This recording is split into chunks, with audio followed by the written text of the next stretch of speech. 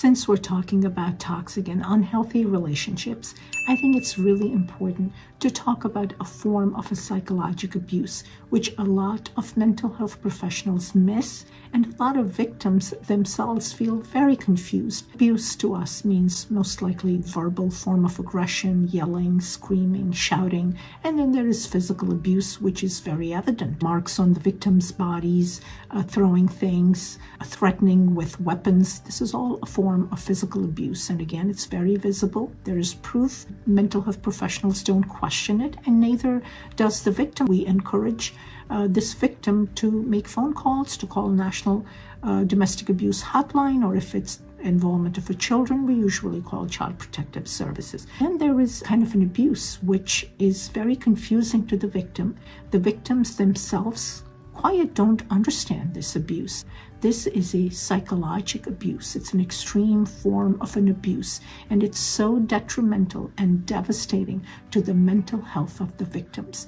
What makes it even more dangerous is because the abuse happens in silence, in microdoses, and it's not evident. So this form of an abuse is also what we call coercive control. A lot of mental health professionals do have training in identifying this kind of an abuse, this coercive control. The worst part is that if this abuser also enters into therapy with the victim, at that point it becomes very difficult to prove, because the person who is engaging in the coercive control or in this form of psychological abuse is usually very charming. They seem to be very empathetic. They show kindness from outside. Some of them are very good at communicating. They're very articulate. So even a therapist becomes very confused, and there are victims who are crying out loud and go like, hey, there's something wrong with this. We feel confused. This is not what actually happens. That's what makes it extremely difficult and challenging. So let me talk to you today about what are some of the characters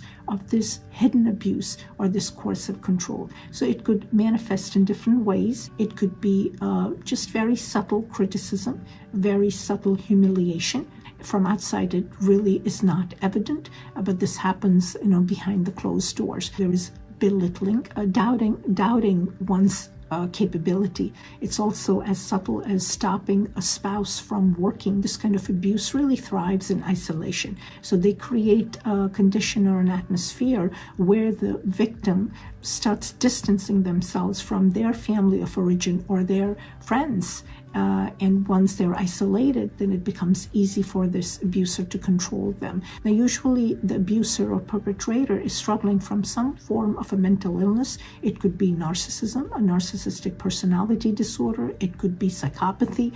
It could be untreated, undiagnosed OCD, or it could be that they themselves have had some horrible traumatic experiences which have had a deep impact on their mind, where there is lack of insight, lack of empathy, lack of remorse. They just gain their identity by abusing other person or gaining control of this other person. Coercive control could also come across as monitoring your devices, recording your conversations, checking your messages, checking who you're talking to, where you're going. They sometimes have tracking devices put either on your cell phone or on your car. They're constantly looking where you're going. They will call you constantly and ask you, why aren't you back?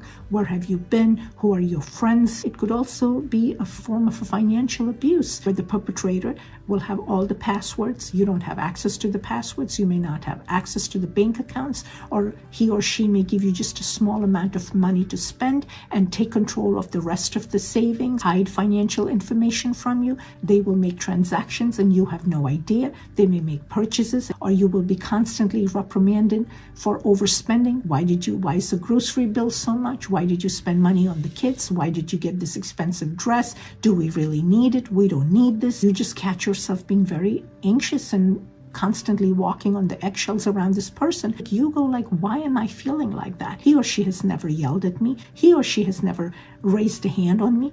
I have never been hit. this doesn't look like abuse, then why is it that I feel so anxious, so uncomfortable, so on an edge when I'm surrounded by this person? And anytime you assert yourself, you feel that sense of guilt. And what makes it really worse is that it's not consistent. There are some days where this abuser may be super nice to you. They may shower you with the gifts, which is what we call love bombing. They will speak kind words to you. They will even applaud you. They might even say something like, I don't know what I would have done without you.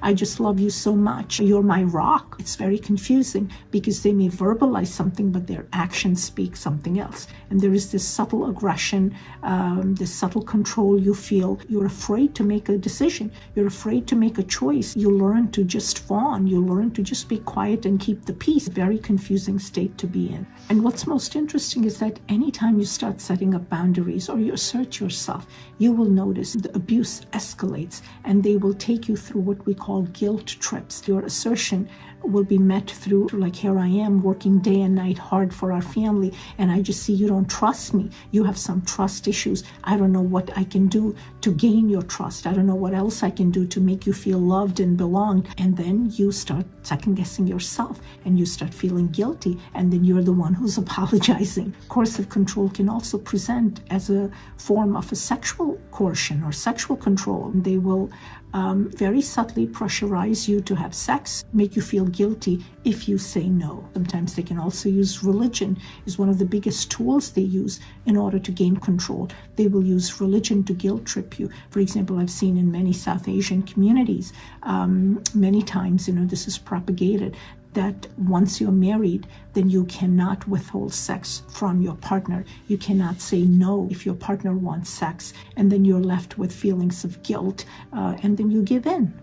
This is what we hear often, that a good wife will not sleep separate from their husband. A good wife will never say no if the husband is asking for physical intimacy. If you're listening to this video and you feel that you may be a victim of coercive control, it's important not to confront your partner or not to confront your abuser, because the moment you confront them, sometimes it can be dangerous. The best place to begin is to start with trauma therapy. So look around, ask your insurance company for a trauma therapist, or just go in your local directory and look for a therapist who is experienced with trauma. If you do not have financial stability, start saving money, start looking for a small job, and work on your financial independence. So start building on your support system, because remember, this kind of an abuse really thrives in isolation. It's just the nature of this abuse that unconsciously, very slowly, you start detaching yourself from your family of origin or from your close friendships.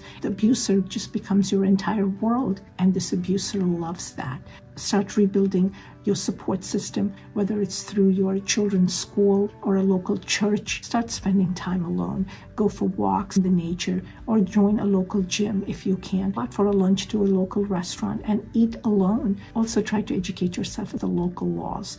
Contact your local domestic violence shelter. Keep those numbers pretty handy. The National Domestic Abuse Hotline is an excellent resource, whether you're a man or a woman. They have counselors who are trained to dealing both domestic violence and domestic abuse, and they will not report it to anybody, so it's just your safe space just to vent or just to gain support whenever you want to talk. Remember, they say knowledge is power. So as much as you stay informed, stay educated, and create a strong support system, work on your financial independence and your empowerment, and process all of these feelings through the help of a trauma-informed therapist, most of the people are able to get out of these abusive relationships. My name is Dr. Najman. I'm a board-certified psychiatrist in the state of New Jersey. I love to make videos on your emotional and mental well-being. Please support my work by subscribing to my YouTube channel, and feel free to read my blogs either on LinkedIn, Substack, or my website. Take care.